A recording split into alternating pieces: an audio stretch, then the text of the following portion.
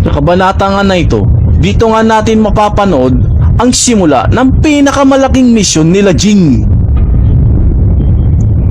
Habang patagal ng patagal, ay mas lalong nawawasak pa nga ang lugar na pinaglalabanan nila.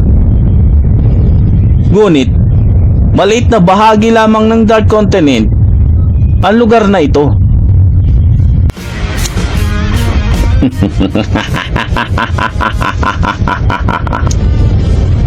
Kung sakali mong mapasa kanya ang kapangyarihan,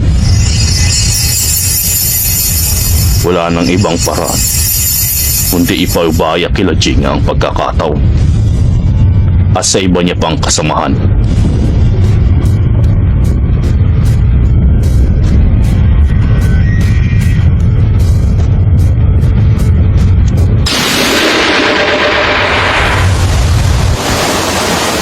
Masama ang pakiramdam ko na hindi maganda ang nangyayari. Kailangan ko magmadali at tulungan ang matandang yun.